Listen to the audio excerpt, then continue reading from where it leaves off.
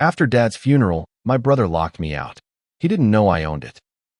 I was still wearing the black suit I had bought for my father's funeral when I found my entire life packed into 6 heavy-duty black garbage bags, sitting in the mud on the front lawn. The rain in Oregon that afternoon wasn't a downpour, just a steady, freezing drizzle that soaked right through to the bone. I stood at the end of the gravel driveway, staring at the bags, then up at the beautiful, hand-built log cabin my grandfather had raised in the 1970s. The cabin where I had spent the last 5 years feeding my father, bathing him, managing his physical therapy, and watching him slowly fade away from a relentless neurodegenerative disease. We had buried him less than 3 hours ago. I walked up the wooden porch steps, the wood groaning familiarly under my weight. I reached into my pocket, pulled out my brass key, and slid it into the deadbolt. It wouldn't turn.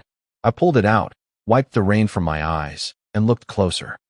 The heavy, antique brass lock I had polished just last week was gone. In its place was a cheap, shiny silver deadbolt, fresh from the hardware store, with the barcode sticker still half peeled off the side. Before I could even knock, the heavy oak door swung open. Standing in the doorway was my older brother, Arthur. He was out of his funeral suit and dressed in comfortable sweatpants and a premium cashmere sweater, holding a mug of steaming coffee. He looked completely at home. Behind him, I could hear the television blaring a sports broadcast. Arthur was 7 years older than me, the undisputed golden child of the family. He was the one who moved to Chicago, became a senior financial analyst, married a woman who came from old money, and only called on holidays. During the half-decade our father was losing his ability to walk and speak, Arthur visited exactly 3 times. Each visit lasted less than 2 days, usually filled with him giving me unsolicited advice on how I wasn't cleaning the gutters correctly or how I should look into putting Dad in a state facility so I could do something with my life. Now, he stood blocking the entrance to the home I had maintained with my own sweat and paycheck. "You're tracking mud on the porch, Leo," Arthur said, taking a slow sip of his coffee. I stared at him, the freezing rain dripping from my chin. "Why is my stuff in garbage bags on the lawn? And why did you change the locks?" Arthur let out a heavy, patronizing sigh, the kind a tired parent gives a stubborn toddler. "Let's not make this harder than it needs to be today of all days. I know you're grieving. We all are. But we have to be practical. Dad is gone. The estate needs to be secured, and as the eldest son, that responsibility falls on me." "Secured?" I echoed, my voice dangerously quiet. "Yes, secured," Arthur said, leaning against the doorframe. "I've already contacted a real estate agent in Portland. The market for rustic properties is hot right now. We can easily get 7 figures for this place if we clear out all the clutter. Hence, your bags. I packed your clothes and your laptop. The rest of the furniture is going into an estate sale this weekend." "Arthur, Dad was put in the ground 3 hours ago." "And the world keeps spinning, Leo," he interrupted, his tone hardening. "Look, I know you lived here rent-free for years. It was a cozy setup for you. You played nurse, and in exchange, you didn't have to pay a mortgage. But that arrangement died with Dad. The will he drafted in 2008 leaves the entire estate to be divided, but gives me executive authority as the eldest to liquidate the assets. I'm doing you a favor by moving fast. You can use your half of the cash to finally get a real apartment." I stood there on the porch, the cold wind whipping around us. I didn't yell. I didn't throw a punch, even though every muscle in my body was screaming to drag him out into the mud. Instead, I looked at the smug certainty on his face. It was the same certainty he had when he skipped Dad's chemotherapy appointments because he had a crucial quarterly review. It was the arrogance of a man who believed that reading a generic legal article online made him the smartest person in the room. "You can't legally evict a tenant on 0 days' notice, Arthur," I said evenly. "Even if you own the house, which you don't yet, probate takes months." Arthur laughed. It was a short, sharp sound. "Are you really going to try and quote tenant law to me? You aren't a tenant, Leo. You're a guest who overstayed his welcome. And as for ownership, the will is ironclad. I have the original document sitting on the kitchen counter right now. Now, I've been generous enough to let you pack your essentials, but I need you off the property so the cleaners can come tomorrow morning." "I'm not leaving," I said. Arthur's smile vanished. His eyes went cold. I was trying to do this quietly, out of respect for Dad. But if you're going to be difficult, I'll have you removed. You are trespassing on my property. Call them, I said. He blinked. What? Call the police, Arthur. Tell them you have a trespasser. For a second, uncertainty flickered behind his eyes, but his ego quickly snuffed it out. He pulled his brand new smartphone from his pocket. Fine. You want to be humiliated in front of the county sheriff? You got it. He dialed 911 right there in front of me. While he spoke to the dispatcher, playing the role of the exhausted, concerned property owner dealing with an erratic, grief-stricken younger brother, my mind drifted back to a quiet Tuesday evening 5 years ago. Dad had just been diagnosed. He was sitting in his worn leather armchair by the fireplace, a heavy blanket over his knees. The fire cast long, dancing shadows across the log walls. He had asked me to bring him a specific red folder from his fireproof safe.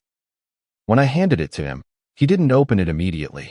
He just looked around the cabin he had built with his own hands. Arthur called me today, Dad had said, his voice raspy but firm. He wanted to know if I had considered liquidating the cabin to pay for experimental treatments. He had the market value calculated down to the decimal. I had stayed quiet, not wanting to speak ill of my brother. Dad looked up at me, his eyes sharp and entirely lucid. Arthur views this family as a corporate portfolio, Leo. He always has. He thinks because he has a fancy degree, he understands how the world works. But he doesn't understand loyalty. He doesn't understand sacrifice. You're the one taking time off work to drive me to the hospital. You're the one fixing the roof. You're the one who is going to be here when I can't feed myself. He had opened the red folder and pulled out a single sheet of paper with an official seal at the top. I went to the county clerk's office yesterday, Dad had told me, handing over the document. I filed a quitclaim deed. I sold this cabin and the 5 acres it sits on to you. For $1. I had stared at the paper in shock. Dad, you can't do this. Arthur is going to lose his mind. Arthur is going to rely on a will I wrote 15 years ago, Dad had said, leaning back and closing his eyes. A will that distributes my estate.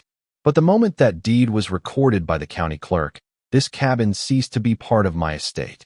It belongs to you, entirely and exclusively. When my time comes, Arthur will confidently try to take charge. He won't check the county property records because he's too arrogant to think I'd outsmart him. Let him talk. Let him dig his own grave.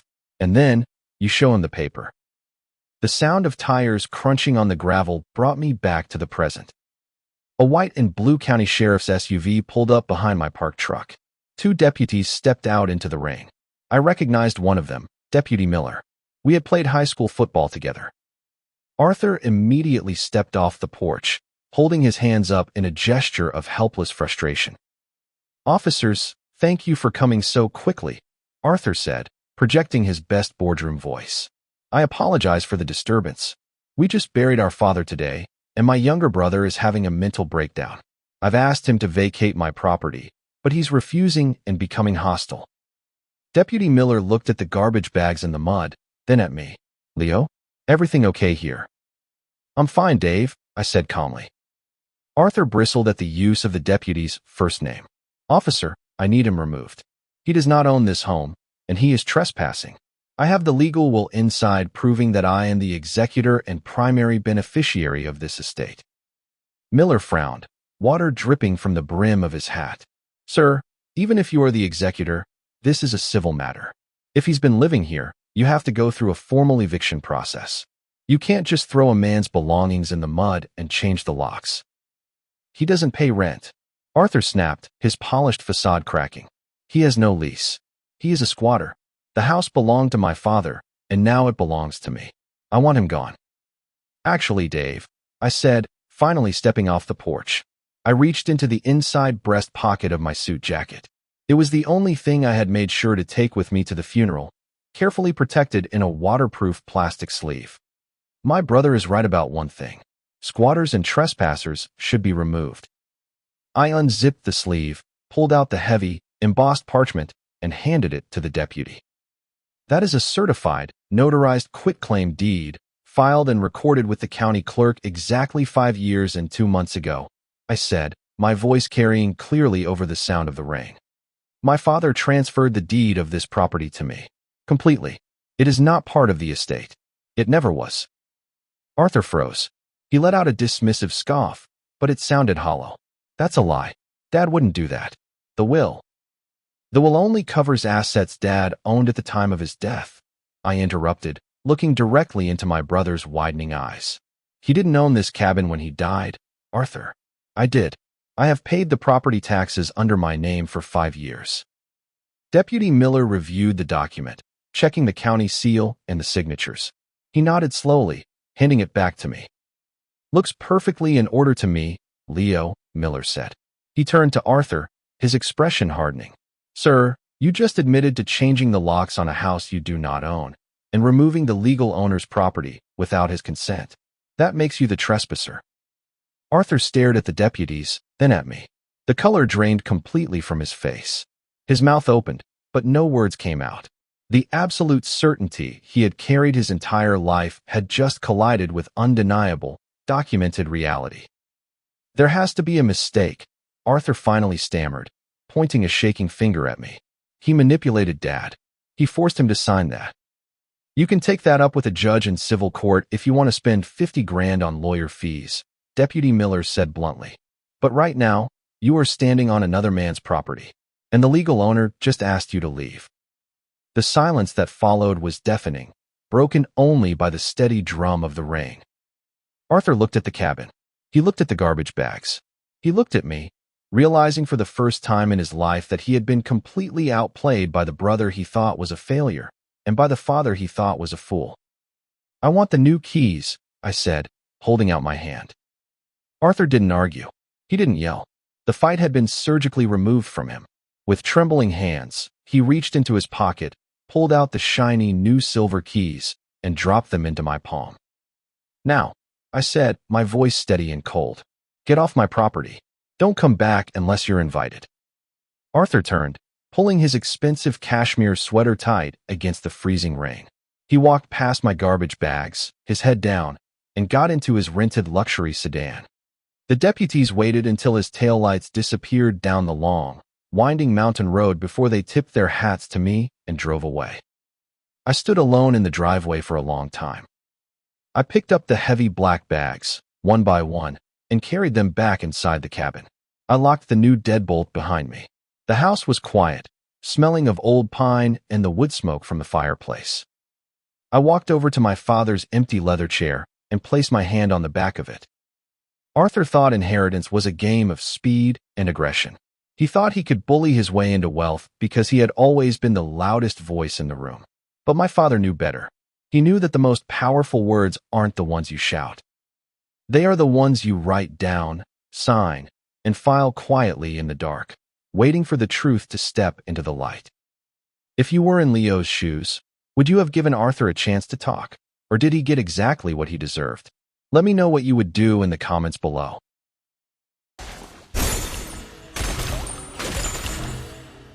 Stepping through. Holy Dragon has been defeated. Cần trợ giúp. Dark Slayer has been defeated. Dominating. This calls for a celebration. Ha! Warp. Double kill. An enemy has been defeated.